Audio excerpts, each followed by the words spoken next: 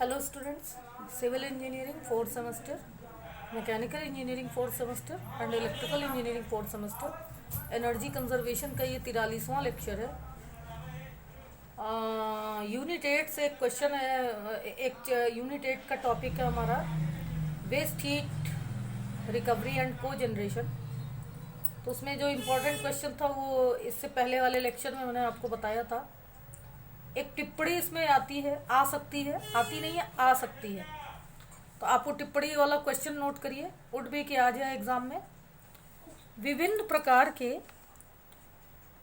अपशिष्ट ऊष्मा पुनर्प्राप्ति उपकरणों पर प्रकाश डालिए, यानी equipments related to waste heat recovery. Waste heat recovery के जो उपकरण होते हैं उनके बारे में आपको लिखना है। बहुत छोटा सा आंसर है, लिखिए। अपशिष्ट ऊष्मा पुनर्प्राप्ति के निम्न उपकरण हैं।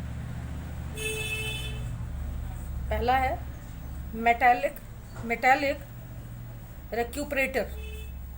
जिन लोगों ने पावर प्लांट पढ़ा होगा उनको इसके बारे में बहुत अच्छी तरह पता होगा। मेरे से ज़्यादा अच्छी तरह आपको पता है। हमें लगता है सभी ने लगभग पावर प्लांट पढ़ा है।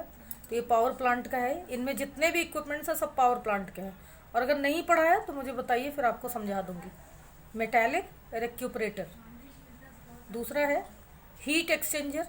इसके बारे में इलेक्ट्रिकल वाले भी पढ़े हैं, मैकेनिकल वाले तो खूब पढ़े हैं, उनका ये है ही है, और सिविल वाले भी जानते हैं। Heat exchanger. तीसरा है एक्नोमाइजर। ये भी आप लोगों ने पावर प्लांट में पढ़ा होगा। एक्नोमाइजर। बॉयलर सिविल एंड मैकेनिकल वाले खूब पढ़े हैं, इलेक्ट्रिकल वाले भी जानते हैं बॉयलर क्या है, सभी जानते हैं इसको, तो बहुत ही कॉमन सा है। तो ये 4 नाम हैं जो कि वेस्ट हीट रिकवरी के लिए ये काम आते हैं। ये इसको आप इसका डिटेल आप करना चाहें तो 2-2, 3-3 लाइन इसके बारे में आप लिख सकते हैं, और नहीं लिखेंगे तो भी चलेगा। वैसे ये शॉर्ट नोट्स में आएगा, इसलिए इतना बड़ा ही इसका आंसर पर्याप्त है। आज का जो इम्पोर्टेंट क्वेश्चन है रिवीजन के लिए, वो यूनिट 2 से है, ऊर्जा प्रबंधन, एनर्जी मैनेजमेंट। यूनिट 2 का सबसे इम्पोर्टेंट ये क्वेश्चन नंबर 2 रहेगा आपके क्वेश्चन पेपर में। जब आप क्वेश्चन पेपर खोलेंगे तो आपका दूसरा क्वेश्चन यही रहेगा, ठीक है। आप देख लीजिएगा क्वेश्चन पेपर, फिर मुझे बताइएगा कि मैम आपने सही कहा था या गलत। क्वेश्चन नंबर 2 आपका रहेगा क्वेश्चन पेपर में, ऊर्जा प्रबंधन से आप क्या समझते हैं।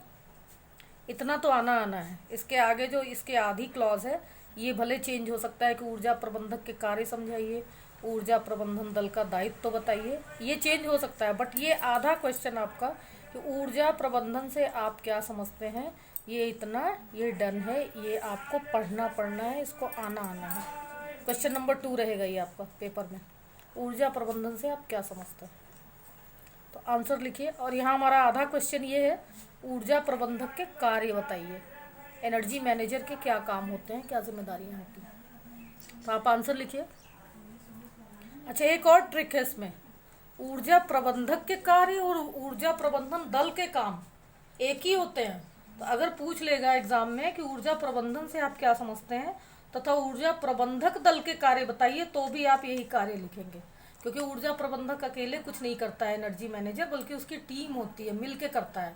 तो आप यही काम, बस यहाँ पे ऊर्जा प्रबंधक की जगह ऊर्जा प्रबंधन दल जोड़ दीजिएगा, और काम सेम यही है, because that is team work, वो टीम वर्क है। तो लिखिए, ऊर्जा प्रबंधन का अर्थ है अधिकतम लाभ के लिए ऊर्जा का प्रभावी ढंग से उपयोग करना, जैसे टंगस्टन बल्ब के स्थान पर एलईडी का उपयोग करना। पैरा चेंज करिए। ऊर्जा प्रबंधन के अंतर्गत कार्यनीति, निर्देशन, प्रदाय नियंत्रण, ऊर्जा खपत की जानकारी इत्यादि जरूरी बातें होती हैं। ऊर्जा प्रबंधन का लक्ष्य ऊर्जा की बर्बादी तथा खपत को कम करना होता है, यानी एक और ऊर्जा हमारा लाइन लॉस भी ना हो, एक और हमारी ऊर्जा बर्बाद ना हो, और दूसरी ओर ऊर्जा की खपत को हम इसलिए नहीं हम अपना काम रोक दें।